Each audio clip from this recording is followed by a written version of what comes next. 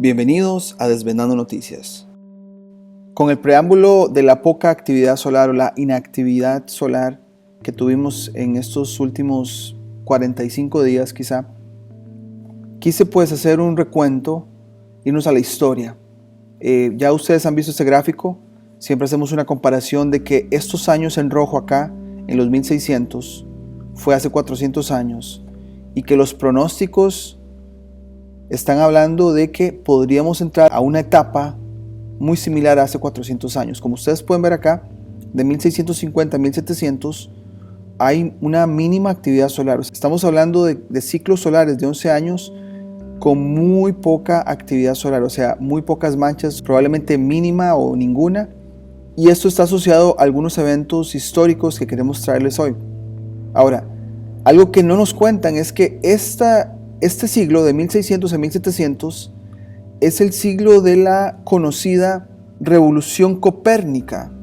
En otras palabras, la revolución heliocéntrica, donde el modelo heliocéntrico empieza a fraguarse y pues bastantes astrónomos salen a flote a exponer sus teorías y como que define un periodo de inicio, quizá de reseteo, podemos ponerle en muchas áreas, no solamente pues físicas y de clima, pero bueno, hoy nos queremos enfocar en recuentos históricos que sucedieron entre 1650 y 1700.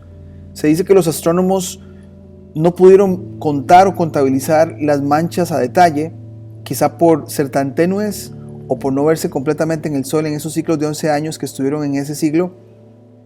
Así que un gráfico más que también les he enseñado por acá en el canal es este, donde podemos irnos a todas las manchas que se han contado o que están en el registro disponibles, y precisamente es en el 1750. O sea, después de este ciclo del mínimo de Maunder, por ahí de 1750 empiezan a contarse, coincidentemente después de la revolución copérnica.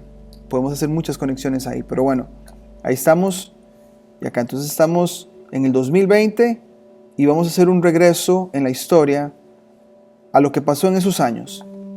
Acá tengo una introducción de esto que les voy a comentar. Se habla de la ola de frío, el periodo entre aproximadamente 1650 y 1700, cuando los astrónomos prácticamente no vieron manchas solares, se conoce como el mínimo de Maunder. Coincidió con la parte más fría de un periodo frío en la Tierra llamado Pequeña Edad de Hielo, y algunos científicos han especulado que esto proporciona evidencia de que la actividad del Sol afecta significativamente nuestro clima. Yo también lo veo como si fuera un reloj climático, el Sol, y es como una onda que va bajando y subiendo en manera fractal y pues nos aproximamos a una grande, ¿verdad? Así que con esto hay un sitio recomendado, voy a dejar el link en la descripción, se llama weatherweb.net, donde se hacen varios recuentos históricos en los años acerca del clima. Entonces esta es la segunda mitad de los 1600, donde vamos a hablar de lo que pasó o lo que nos cuentan, cosas que son muy interesantes, que llaman la atención.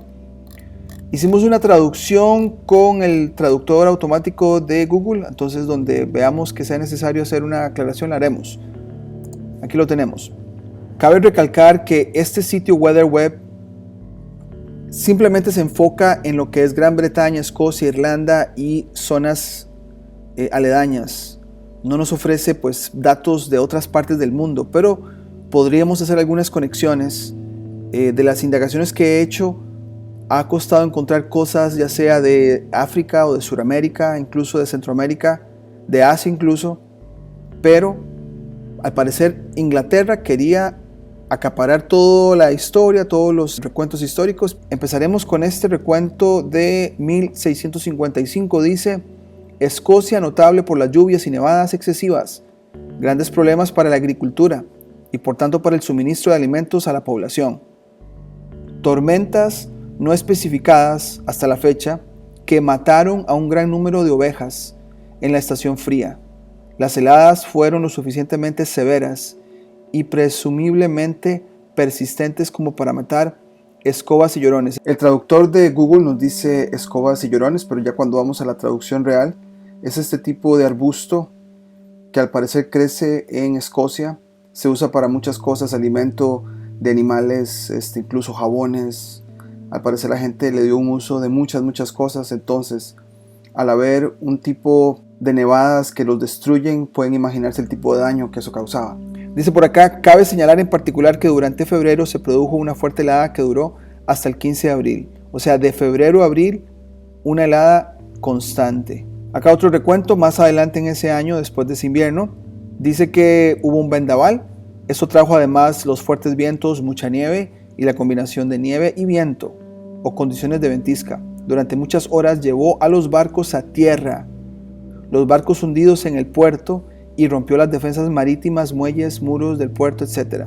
También se perdieron edificios tierra adentro, dañados o destruidos. Seguidamente por acá tenemos 1657.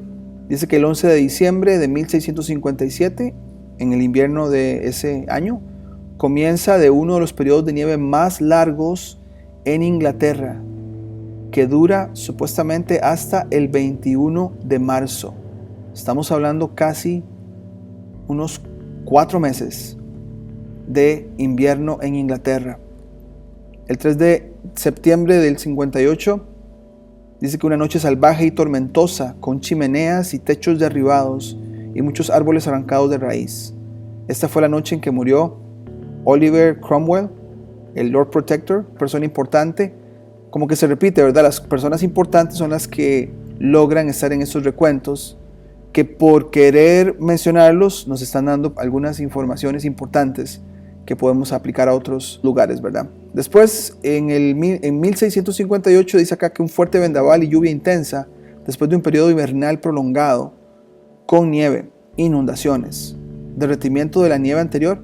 Aquí están hablando de una situación interesante, o sea, podría congelarse en un invierno, pero si no se descongela a través del año, cuando llegue el verano o las temperaturas cálidas, se convierte en agua rápido, ¿no? Dice que personas se ahogaron en las costas del Firth of Forth, lo que implica una marejada ciclónica. La ubicación del clima puede estar sesgada aquí por la fuente Fife. Es casi seguro que este evento afectó a un área mucho más amplia. El descongelamiento que causa inundaciones es algo de poner atención, ¿verdad? En el 1662, martes ventoso. Dice que el 17 y 18 de febrero de 1661 o el 27 y 28 de febrero de 1662, al parecer repetido un año y después otro año, un fuerte vendaval, tormenta afectó ciertamente a la mitad sur de Gran Bretaña, con daños reportados desde lugares muy dispersos. Según Pepys, era peligroso salir a la calle, con varias personas muertas, 5 o 6 en Londres, varios en otras partes del sur de Inglaterra, casas dañadas, destruidas en Londres. También se informa de importantes caídas de árboles, por ejemplo, más de 1000 robles y tantas hayas son derribadas en el bosque de Dean. También hay un informe de la tala de 57 olmos en una finca de Nettleton. Entonces estamos hablando de Inglaterra, árboles son arrancados, muchos árboles, estamos hablando de 1000, eso es bastante. Seguidamente tenemos acá otro recuento interesante. En 1663 dice: una inundación impulsada por vendavales sumergió un pueblo, Whitehall, y fue producida por una marea alta que se dio, que no se había superado durante más de 200 años. Igual estamos hablando de un ciclo de 200 años y reciben una marea tan alta que sumerge todo un pueblo. O sea, recuentos muy interesantes que son plausibles, que los podamos ver. Después por acá, en 1665, esta tormenta causó un gran daño al transporte marítimo en toda la costa sur y este de Inglaterra, con marejadas registradas en Yarmouth e inundaciones en las tierras bajas de Lincolnshire. Las tormentas también afectaron significativamente a los holandeses. Aparte de Inglaterra, ya nos dicen que está afectando a Holanda. Dice que la depresión profunda probablemente trajo la presión barométrica más baja jamás medida en Londres, alrededor de 931 mbar. En esta parte de la presión barométrica baja más registrada, o la más baja registrada en Londres, nos hizo pues buscar un video tipo tutorial para entender, cuál es la diferencia entre presión alta y presión baja. Por acá tenemos esta meteoróloga explicando lo que es una corriente o una presión alta contra una presión baja. En este video ella lo que hace es poner una vela sobre el agua, asumiendo que lo que está alrededor es presión alta. Enciende la vela con el encendedor ahí. Después pone uno de sus vasos de vidrio transparente sobre la vela, con el fin de crear un ambiente de presión baja, donde el aire que está dentro de ahí se va enfriando, y al parece que cuando está frío lo que hace es comprimirse y hacer que lo de abajo como que tienda a ir hacia arriba y lo que está arriba tienda a ir hacia abajo. Ese es el ejemplo de una presión baja. Bueno, de hecho, cuando hay baja presión atmosférica me hace preguntar si descargas eléctricas, como las vamos a ver acá, de abajo hacia arriba, son causadas por eso. Vemos que hay nubes muy bajas. Es una buena pregunta que me he hecho recientemente a cómo esta actividad eléctrica ha aumentado en los últimos años. Dice que acá el clímax de un mes de viento y lluvia, las carreteras en mal estado, barcos ingleses atrapados por el hielo en el puerto de Hamburgo. Obviamente, un hechizo anticiclónico había permitido que las temperaturas casi continentales cayeran significativamente. Entonces estamos hablando de que los barcos no pueden moverse porque el hielo está congelando el paso y no pueden pues moverse hasta que el hielo se derrita, ¿verdad? Seguidamente por acá nos hablan de sequía. De estos 2 meses es notable porque precedió al gran incendio de Londres. Ahora, en los veranos estamos hablando de anomalías, o sea, llega el verano, pero si hay hielo lo derrite. Y si no llueve, es una sequía muy fuerte. Dice que causa un gran incendio en Londres.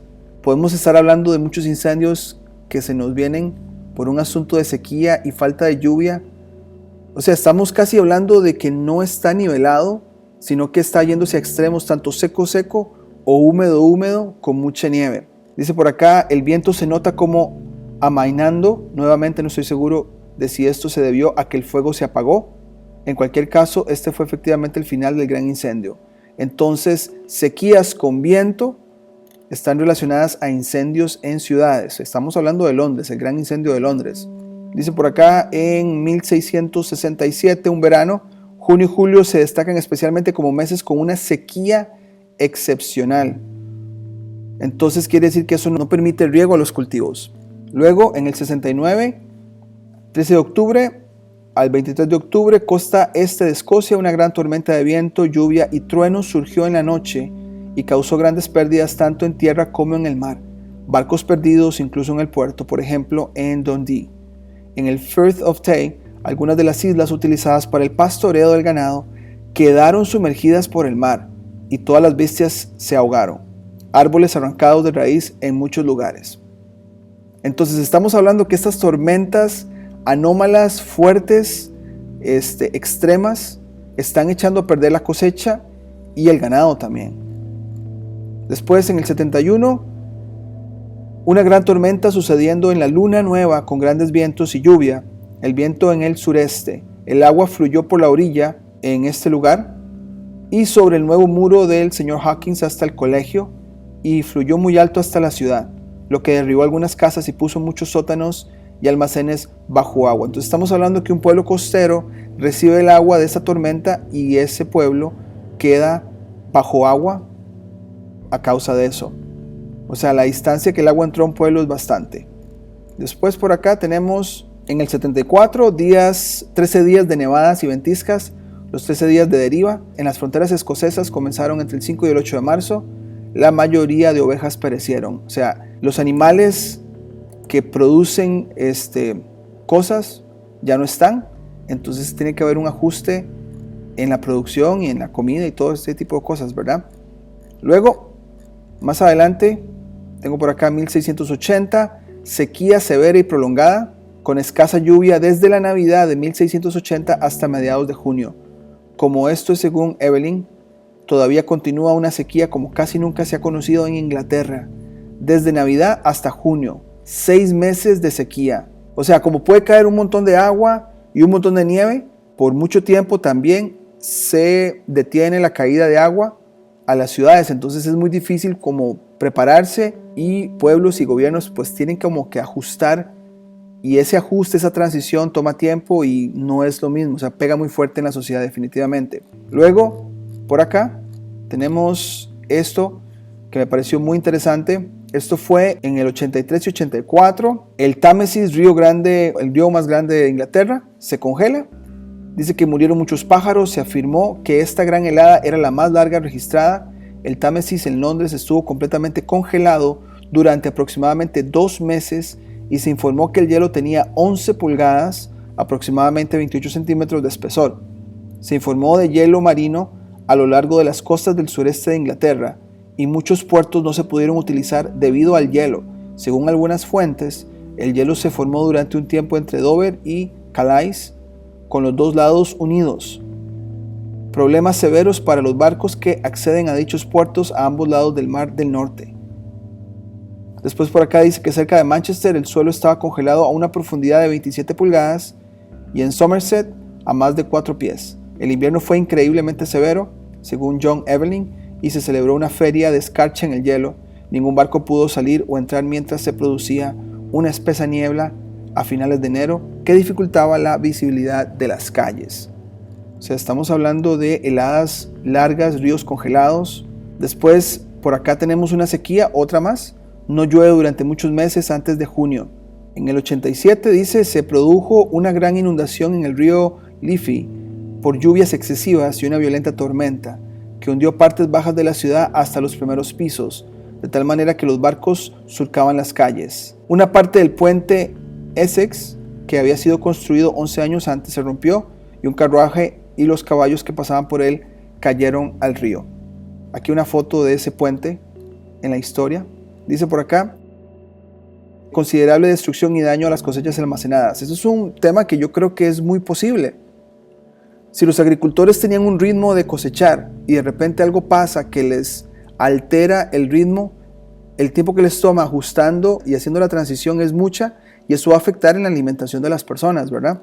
Después, hay mucha información acá, nada más marqué lo más importante. Acá en el 92, ya más avanzado en estos 50 años, dice que cobertura para las fugas de la masacre de Glen Cove. Hay una masacre relacionada a un tiempo de frío. Eso me puso a pensar, ¿será que no nos están contando la historia? Pero es llamada masacre de Glen Cove. Después por acá, en mayo de 1692, un cálido hechizo de truenos se inició el 30 de mayo de 1692 y duró aproximadamente 3 semanas. ¿Pueden imaginarse 3 semanas con rayería sin parar? Esto me llamó muchísimo la atención, que probablemente la gente no pudo salir de su casa por lo mismo. Después, en el 92, en el verano, las continuas lluvias e inundaciones se prolongaron hasta julio y agosto. O sea, un verano ahora ya no seco, sino con mucha lluvia. Entonces nada es como balanceado, es como extremo, ¿verdad? Después, esta temporada fue parte de uno de los años más fríos del récord, con frecuentes rachas de mal tiempo. La cosecha posterior fue mala y esta fracasó. Se observó en muchas áreas de Europa occidental, probablemente solo en áreas adyacentes a las Islas Británicas e Irlandesa. Como les dije, esto está basado en Gran Bretaña y otras partes, pues no tenemos datos, pero podemos hacer la conexión. O sea, si ellos estaban lidiando con hielo por el frío extremo en los inviernos en el norte, quizá en los países ecuatoriales era mucha cantidad de lluvia. Quizá nosotros estábamos lidiando con lluvia todo el año, ¿verdad? Después por acá, pueblos del noreste de Escocia enterrados en la arena debido a un vendaval prolongado, 36 horas. El pueblo de Culbin se perdió durante 230 años. Un pueblo fue cubierto o se perdió de la vista por 230 años y que era una de las áreas más fértiles del norte de Escocia. Entonces podemos imaginarnos que su alimentación, la producción de alimentos, fue afectada automáticamente. En el 95 se cree que este es, para las Islas Británicas en su conjunto, uno de los años más fríos jamás conocidos. De hecho, se habla que el siguiente verano es un verano notablemente frío. Este sí fue un año que la temperatura siguió por todo el resto del año. Dice por acá, el verano de este año fue uno de los primeros de una secuencia de cosechas desastrosas en Escocia, donde sobrevino la hambruna. Si hubo frío todo ese año, las cosechas no fueron posibles en muchos lugares y eso pues causó la hambruna. Eso es una conexión lógica porque el clima no está permitiendo las cosechas. Dice por acá, tormenta violenta que afecta el sur del Mar del Norte, el Canal de la Mancha, Bélgica y el noreste de Francia y las costas de Inglaterra adyacentes. Entonces, eso sería interesante buscarle conexiones en España, Dice que el 12 de septiembre al 22 de septiembre del año 1695, tormentas llegan hasta el Canal de la Mancha. Después por acá, con muchas pérdidas de vidas y propiedades en la costa este, árboles talados en Londres y vidas perdidas en otros lugares debido a naufragios. Esto es bastante interesante. 1697, el otoño. Dice que un desastre de arena en la isla de North Uist, donde un sitio habitado fue enterrado por arena en el otoño de 1697, que se parece a este evento que pasó en el 53, como que se repite. Una gran marejada ciclónica que afectó a ambos lados del sur del Mar del Norte, aunque aparentemente fue más destructiva en la costa continental. 1697. Después, ya estamos por terminar en este reporte. En el 98, comienzo de un breve periodo de buen tiempo que salvó parte de la cosecha en Yorkshire. Más tarde, un largo otoño húmedo arruinó la mayoría de las cosechas que brotaron antes de la cosecha. Como que después de pasar por un tiempo muy inconstante, de no saber qué esperar, da señal como que se está volviendo a una normalidad y que viene un desajuste con un largo otoño húmedo que arruina la cosecha. 1699 dice que junto con 1697, un año seco, un verano notablemente seco, el primero de varios veranos calurosos después de 9 veranos fríos sucesivos. Entonces, como pueden ver, fueron 50 años de inestabilidad climática y los agricultores y la gente encargada de sembrar no supo qué hacer. Y siento que eso es muy posible. En una temporada larga de clima inestable es posiblemente a lo que nos vayamos a enfrentar en los próximos años. Así que, bueno, espero que esto pues nos haya llevado y nos haya dado pues algunas ideas de qué podemos esperar. Pero igual seguiremos demostrándoles información histórica, revisionismo histórico, especialmente en estos ciclos de 200 y 400 años que son marcados por el gran mínimo solar. Pero por ahora sería todo y nos vemos en la próxima. Si te gustó el contenido del canal, no olvides suscribirte, darle campanita para notificaciones, darle me gusta, comentar o compartir. Hasta la próxima.